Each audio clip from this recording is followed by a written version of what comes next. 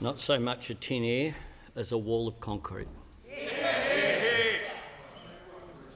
We had today women gather around Australia with a few very clear and unambiguous messages. Hear us roar. The Prime Minister needs to listen to what women are saying about what is happening in this building and outside. They said enough is enough. And what I saw outside was passionate women who are angry. They are angry about what's happened to them. They're angry about what's happened to their mothers, their grandmothers, their sisters, their daughters and their granddaughters. And they are crying out that this is a moment that requires leadership. And it requires leadership from this Prime Minister. And we are not getting it, Prime Minister. We need an independent inquiry into the allegations that have been made against the Attorney-General. We know from the former Solicitor General, Justin Gleeson, that would be an entirely appropriate thing to do. And frankly, for a government that had an inquiry into a kitchen renovation of a former Prime Minister long before she was in Parliament, I find it quite frankly incredible, some of the arguments that have been used by this government to reject that proposition.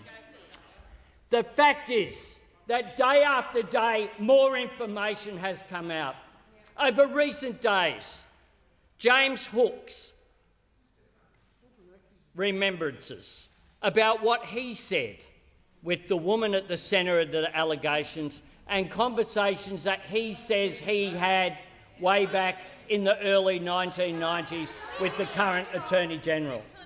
These are all issues that require examination, because the idea, as the Prime Minister has said, that we can just move on, that what has been happening over recent days and weeks can be unseen and unheard, is just not fair dinkum. It can't be. Which is why people are angry and frustrated, which is why we need to do better. All of us need to do better. All political parties, all businesses, all workplaces, our entire society. Because sexual assault and these issues are about the power imbalance in society. That's what it's about, and that's why women are demanding change, and they're entitled to get it. We had, outside of this chamber, a magnificent speech by Brittany Higgins. I say to the Prime Minister, listen to it. Listen to what Brittany Higgins had to say. But because he wasn't there, I'll help him out. She said this: I watched as the Prime Minister of Australia publicly apologised to me through the media, while privately his team actively undermined and discredited my loved ones. She went on to say, I have read the news updates every day at 5 a.m.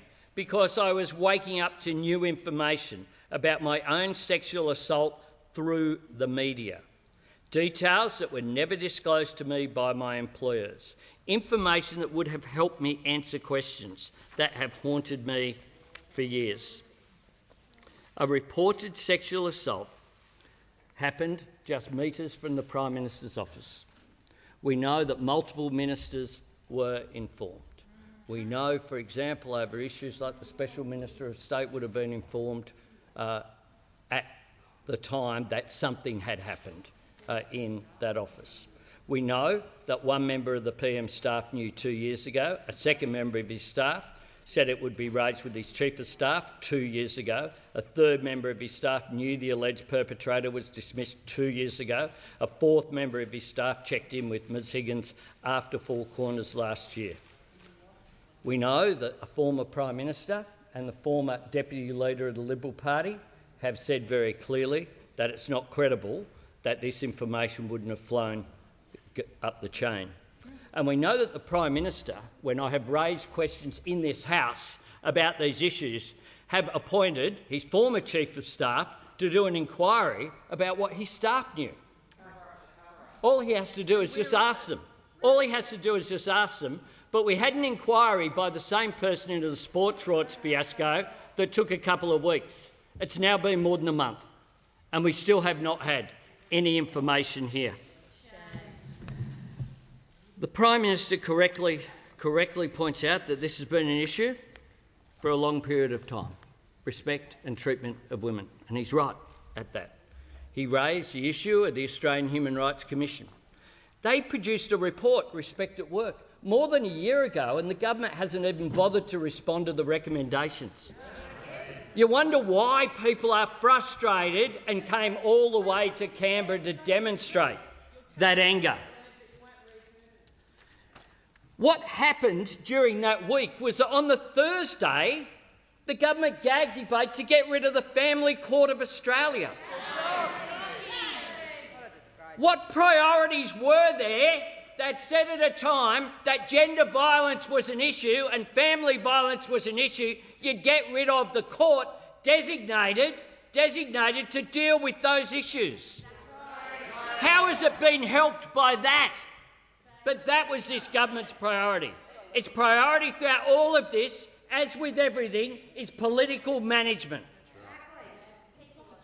You know, I don't hold a hose has become I don't have an inquiry.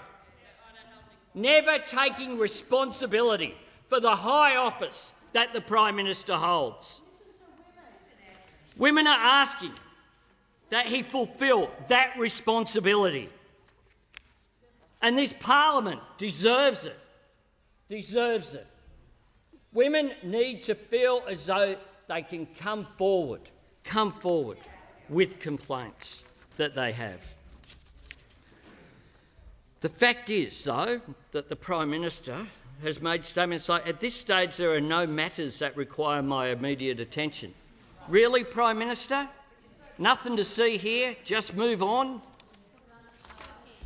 The fact is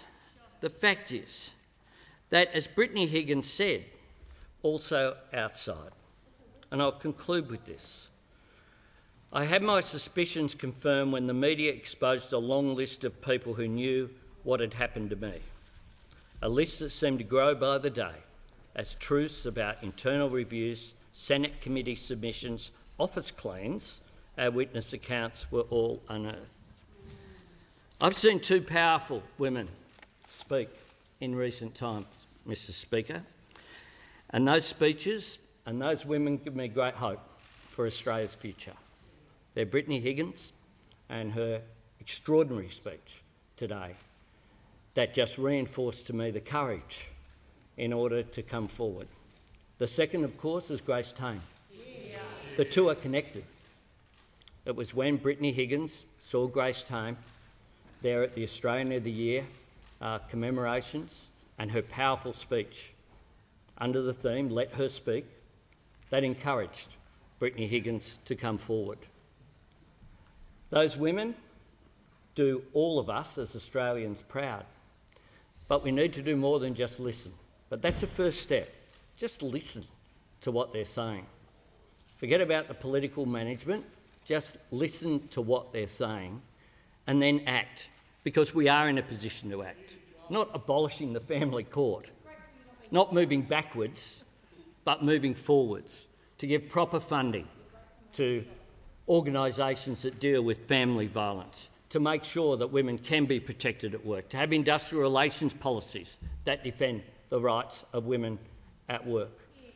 Women should be safe in this house, but they should be safe wherever they are, whether it's at work, recreational activity, or of course in the home. One thing that these tragic circumstances should do is ensure that every member of this House do their best to act in order to make a difference. We're a great country, but the stain of violence against women and children is one that is on all of us. But we are in a position of power. We can use it, to make lives better, and we should do just that. Yeah.